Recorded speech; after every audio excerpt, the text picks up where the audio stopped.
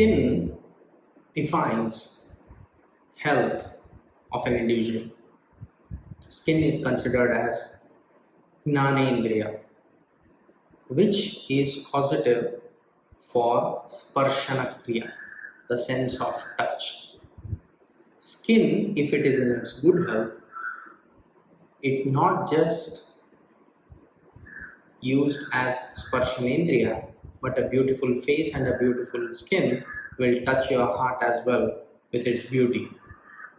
Today we are going to understand the Tvak Vikara or the Kushta-rogas with the help of Tantra Yukti, those secretive information or terms or the methodologies which are adapted to unfold or unlock the ancient Indian texts. Let us understand what is Tantra Yukti. Even though Tantra Yukti is explained in the last most chapter in the Uttara Tantra of Sushruta Samhita and in the other texts as well, which varies between 32 to 36 in number between different texts and between different authors, Tantra Yukti is such an important key. It is such an important decrypting method of the ancient Indian texts. These are systematic methodologies which are used to unfold or unlock the secret information which is hidden in the Sanskrit shlokas. This will help you to map the information between different shlokas, between different subjects, different context, and even between different textbooks. So, how do we define Tantra Yukti? It is an intelligence, the Yukti, you are using to read the Tantras or the Shastras. They are very important to understand or interpret the unambiguous meaning and to understand the logical explanations or the deeper meaning of the Shastras. So, different acharyas have tried to explain different yuktis as per their timeline. But in today's lecture, I will be following Sushruta Samhita Uttara Tantra for 32 Tantra Yuktis. So, we will start understanding the Kshudraroga, the Kushta-roga or the Tvak Vikaras using Tantra Yukti. So, the first Tantra Yukti is Adhikarana. Adhikarana means topic or subject. So, today's discussion, the Adhikarana is Kushta-roga or the Tvak rogas. Yoga. Yoga means sequence, the sequence of information or the sequence of understanding. So, before understanding Tvak Vikara, we need to understand what is Tvak. So, we know Kushta-roga, the place where Kushta-roga is seen is skin. So, before understanding the skin disorders, we should have studied the previous set of information, that is skin. How a skin is formed, skin as an organ, skin as an indriya. This is what the yoga or the sequence mentions. The sequence of information which will connect all the different topics and make it into a logical, understandable subject is called as yoga. Then comes Padartha or Hetvartha. That is the third Tantra Yukti, which means implied or extension of a meaning. The Tvak Vikara or the Kushta-rogas, what we are understanding today, the very word Tvak or Tvacha, when we tell, it is that which envelops, that which covers, is the implied meaning of it. Okay, so this is Padartha, the actual meaning of the Pada, of the word. What is Hetvartha? Hetvartha is the Karana of it, the Hetu of it, or we can take it as an extended meaning of the word what we have used. Hetvartha. So when we are trying to understand Tvakvikara, the extended meaning of this, we need to understand from where did the formation of Tvacha started. Tvacha gives a space for which dhatus, which doshas use Tvacha as its adhisthana for residing or for its movement.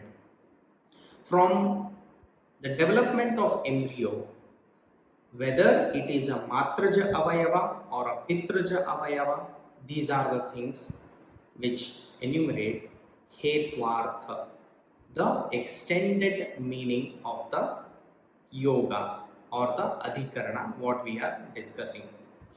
Next comes the uddesha, the concise of this topic. So the uddesha of understanding the Kushta-roga, the Kushta-roga, the Tvakvikara is to treat a condition, to help a patient to get rid of his or her skin diseases.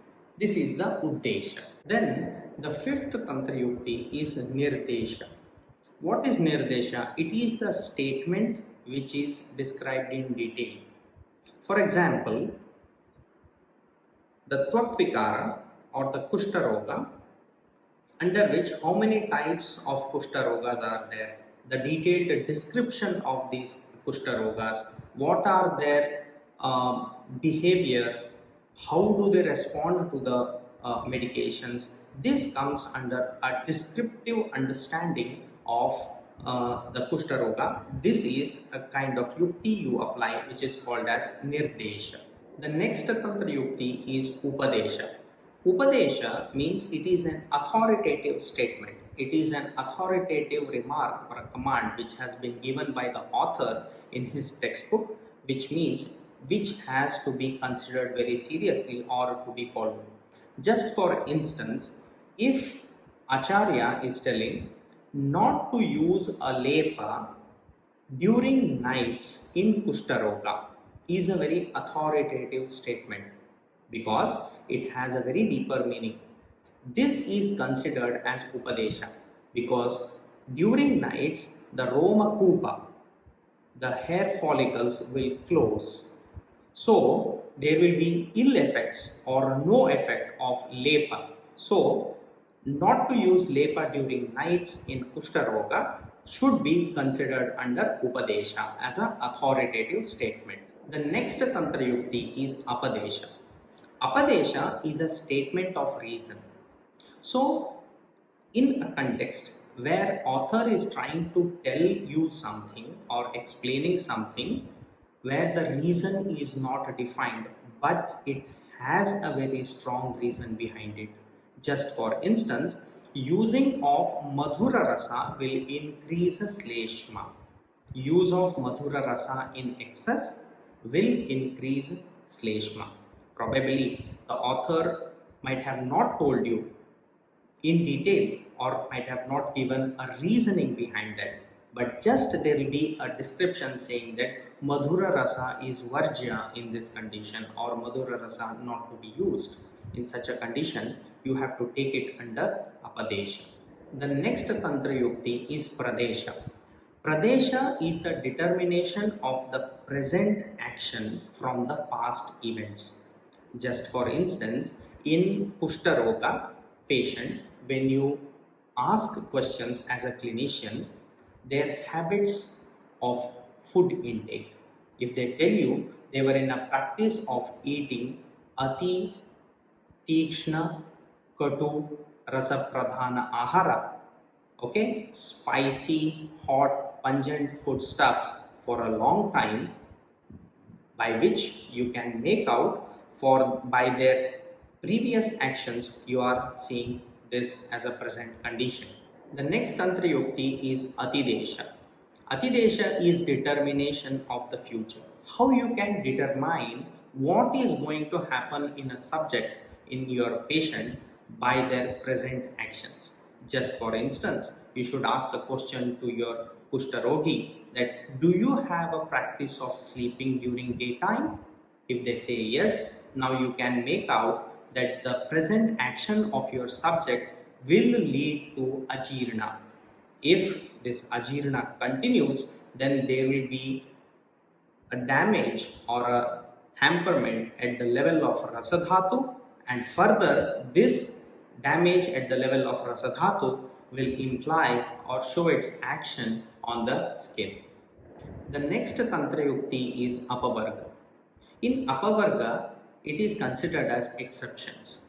So, in context to Tvakvikara, even though we know that this is a condition because of the involvement of Rakta, Pitta, Lasika, Tvacha, fomentation should be contraindicated in this condition.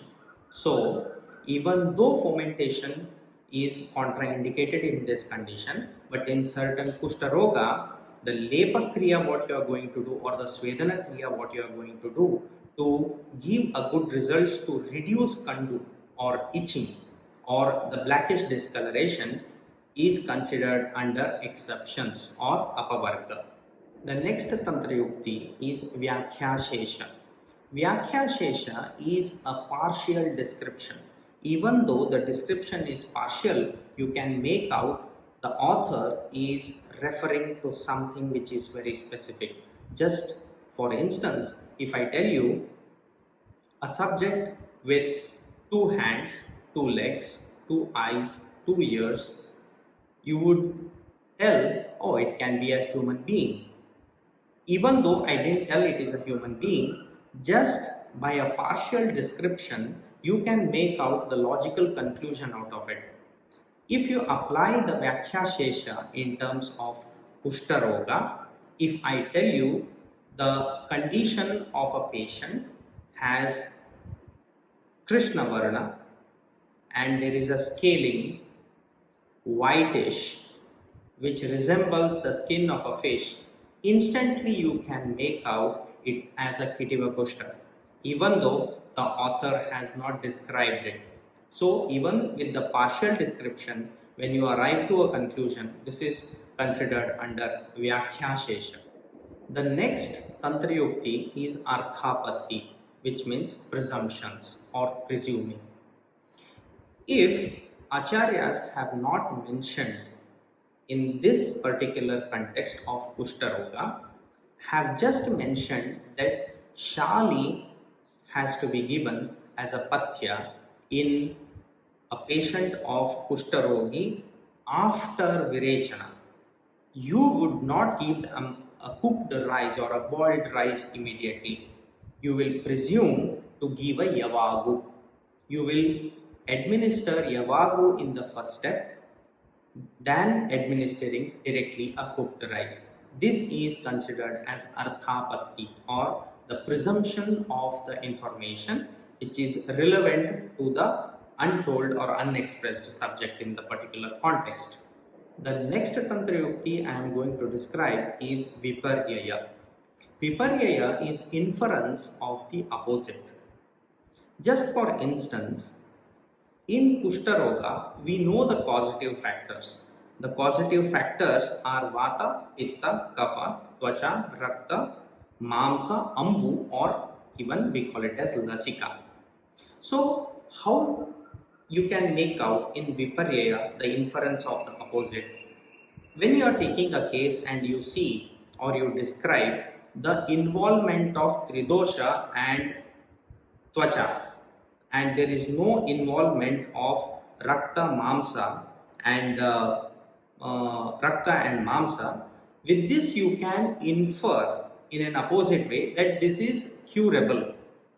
If all the causative factors are involved, it is a pravruddha vyadi.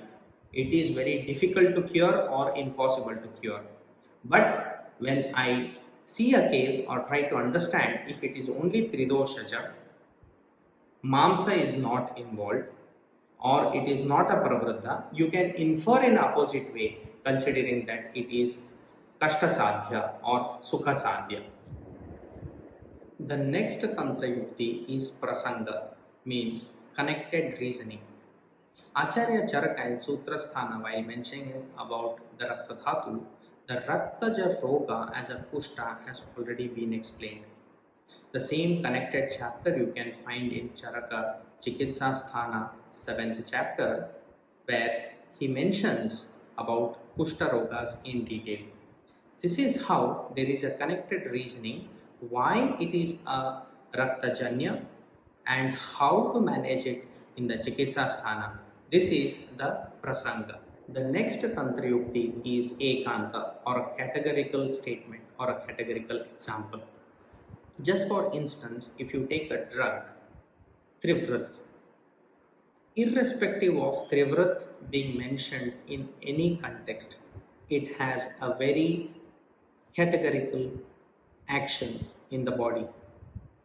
Forget Trivrat, even though it has been mentioned in any context, it gives a similar result or an effect. In the same way, the Madanaphala.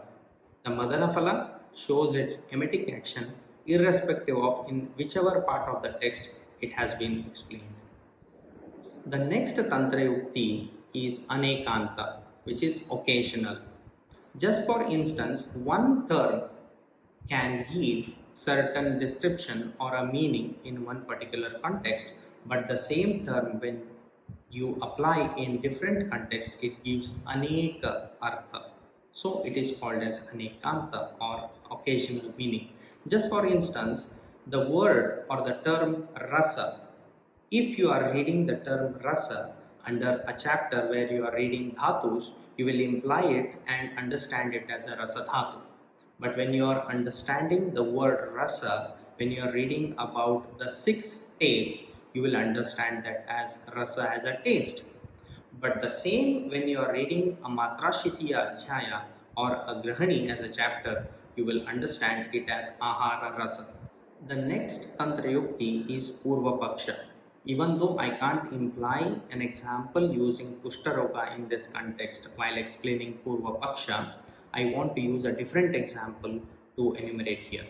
What do we mean by Purva Paksha? Purva Paksha is questions with objections. In a context where in Sushruta Samhita you can see why the 4 kinds of Vataja Prameha are incurable. When such a question arises with objection, why this is to be considered as Purva Paksha. The next Tantra Yukti is Nirnaya or final decision. I would like to read out this for you. Nirnaya is the reply to the Purva Paksha, the question, with objections. For example, the Vayu spreads all over the body and then excretes urine through the passage with vitiated vasa, medas, majja. The Vataja Prameha, therefore, it is incurable. As it has been said, the Vayu spreads over the whole body and coming in contact with the Medas and Majja and Vasa becomes vitiated and causes a downward movement.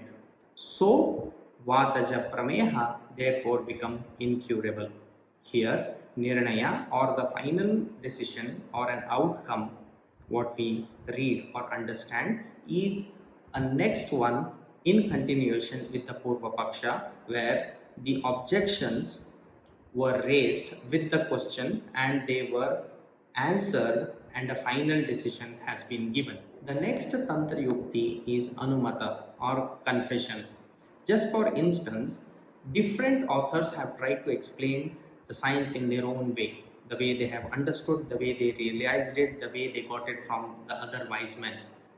Just for instance, some authors have explained rasa as a taste, which are 7 in numbers, but the others have explained it as 6. The authors who have explained and concluded as 6 rasas, but they have quoted the examples of other authors which are referring it as 7, means they confess saying that I have put the 7 here as a number, but kindly do not consider it and take 6 as a number. This is Anumata. Charaka Chikitsasthana 7th chapter 4th to 8th shloka, they can be understood under Vidhana Tantra Yukti, which is the act of mentioning. Under this, the author mentions the causative factors responsible for Kushta-roga. It can be considered under Vidhana. The next Tantra Yukti is Anagata Vekshana, means retrospective reference. In a retrospective reference, the author has mentioned about a subject or a topic in a Sutra Sthana which he is going to deal with it in Chikitsa Sthana. Just for instance, Acharya Charaka mentions about the Kushta-roga while explaining about the Rakta in Sutrasthana, and he quotes saying that this will be dealt in detail in Chikitsasthana. This has to be considered as a retrospective reference, which is this Tantra Yukti. Atikranta Vekshanam is that Tantra Yukti where you have a prospective reference. It is the term used when something in the past is referred. Just for instance, in Chikitsa Sthana, 7th chapter, when explaining the causative factors of Kushta-roga, Acharya Charaka mentions about the involvement of rasa from the previous chapter of Sutrasthana. This is the prospective reference. The next Tantra Yukti is Samshaya. Though I don't have an example to describe the samshaya, which is a doubt or a contrary type of explanation under the context of Kushta-roga, I would like to use a different example here to make you understand. Under Samshaya Tantra Yukti, I would like to give you one example. The Tala Hridaya Marma, which is a marma in the hand and feet, is mentioned as fatal, but in a condition where an amputation of a leg is done, it is not fatal. So, this type of learning or understanding comes under samshaya, where there is a doubt, but yet there is a contrary to that. The next Tantra Yukti is Vyakhyana, or a detailed explanation.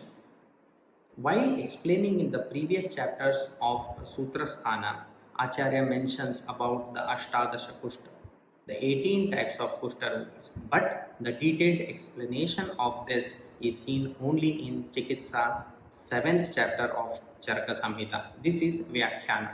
Under Vyakhyana, the author tries to take up one subject, goes on explaining that in detail, tries to connect various other information, gives references and relevant examples, uses various pramanas to describe them in detail.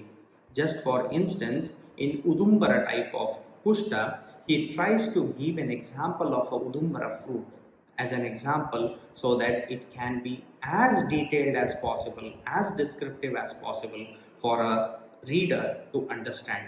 This is called as a Vyakhyana. The next Tantra Yukti is Swasanya, means specific terms used in specific context which has to be self-understood and not to infer or correlate with some other information.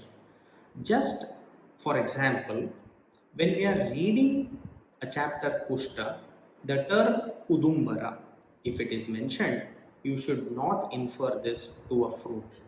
You have to understand Swasanya. You should self-realize and understand this, that author is quoting this term, this word, to denote a type of a Kushta-roga. The next Tantra Yukti, Udaharana, or the established example, can be considered as an extension of a Swasanya. When a reader cannot understand the subject with Swasanya, he has a possibility to ask an well-established example. When a reader asks such an example, the author has a provision to explain with a well-established example in such context. Just for instance, the word Mithuna denotes honey or butter. When a reader is not in a position to understand with self-sanya type of Tantra Yukti, he has a possibility to ask for a well-established example for it. The word Mithuna, when it denotes Madhura or Maithuna, or the kind of the softness or the kindness in the context where the milk and its related chapters are explained, in that context you are not taking it as a honey, but you are considering it as butter. So this becomes udaharana, or an established example to quote. The next Tantra Yukti is nirvachana. Even though I don't have an example to quote from Kushta-roga, I will give a general example which is easily understandable for all. The term Ayurveda. Nirvachana is a derivation of a term, Ayu and Veda. So why did this term or this word is derived? What is the reason of derivation of this term? To maintain a good life and a health, understanding of the Vedas are important. Understanding the science of life is so important. So the term Ayurveda is derived. So Nirvachana is a sequence or an understanding of a term where it defines a definite purpose. The Nidarshana type of Tantra Yukti is a term explained with example. Nidarshana cannot be understood without an example. Just for instance, in the previous Tantra Yukti, it is very easy for us to understand the derivation of the term Ayurveda. But if I tell the word Agni without giving a proper explanation, the term in the context with an example, it is not easy for a reader to understand. Just for instance, the Nidarshana type of Tantra Yukti can be explained like this. Agni in Koshta, you will perceive it in a different way. Agni in terms of Dhatu, when I am explaining, you will perceive it in a different way. So giving a right example when you are giving a Koshtagni or a Dhattvagni, the derivation of the term in that particular context gives you a different meaning. So this is the Nidarshana type of Tantra Yukti. Niyoga Tantra Yukti is or can be understood as a duty to oblige. Just for instance, following the Pathya in Tvakvikara or in Kushta-roga is a duty which has to be obliged by a patient. When you describe a Pathya to be followed, this becomes a Niyoga for the patient. The Samuchaya type of Tantra Yukti can be considered as grouping. The grouping of two terminologies which are independent in themselves, but in particular context they will come together. Just for instance, in Charaka Chikitsa Samhita, Chikitsa Sthanam, when explaining the Purva Rupa Lakshanas, the Kandu and Toda. Kandu and Toda are two different Lakshanas in different conditions, but Kandu's Toda as a Samuchaya, as a combined Lakshana or a premonitory symptom seen in Kushta-roga is explained. Idam Vedam Veti Vikalpaha. Vikalpa is the next type of Tantra Yukti where it denotes about the alternatives, either this or that. When Acharya Charaka mentions under Charaka, Chikitsa Sthana 7th chapter of Kushta-roga, he mentions Sweda na va, Ati Svedo na va, where he is giving a completely opposite alternative, where in the premonitory symptoms, in the condition of Kushta-roga, either there will be excessive perspiration or there will be completely no perspiration. This can be considered as Vikalpa. The last one, the last Tantra Yukti to understand is Uhya.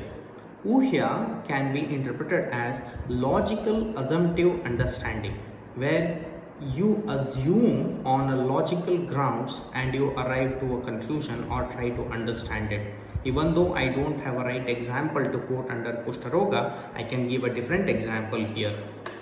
The name of the chapter is Annapana Vidhi Adhyaya, but when you read that chapter, the food or the eatable items are categorized under 4. But the name of the chapter is only Annapana Vidhi Adhyaya. The 4 are Bhakshya, Bhojya, Lehya and Peya. But the name of the chapter is not so. It is just Annapana Vidhi Adhyaya. In this, after reading, you will try to understand with Uhya the logical assumptions. You will try to understand this chapter name, even though it is Annapana Vidhi Adhyaya, there are 4 definite categories mentioned. So with this, the different types of Tantra Yuktis we have tried to understand, and we have tried to apply it to the Kushta-roga. With these examples or with this description, if you start reading the Shastras, start connecting the dots, you can find a very deeper meaning of the text, and with this knowledge you can apply it and try to get better results in your patients or clients. So start using it or try doing Tantra Yukti of every chapter you read or try to understand in every context, in every subject. So this can always give you a deeper meaning or a deeper understanding. The simple way to follow it is have a sheet or a chart which mentions all the Tantra Yuktis. Next to that, have a column where you have a shorter description of these particular Tantra Yuktis, what I have tried to explain in this session. Next to that, when you are trying to read Jwara or Rakta Pitta or some Vata Vyadhi chapters, go on putting the information which has been explained under the shlokas, try connecting them under different Tantra Yuktis. There might be a situation where you will not have a precise information or a correlative factor in that particular subject, which those things you can always try to omit. But if you start applying the methodology of treatment, the proper systematic methodology of treatment using Tantra Yukti in your clinical practice or in your academic career, you will always try to find a better and a deeper meaning of the subjects.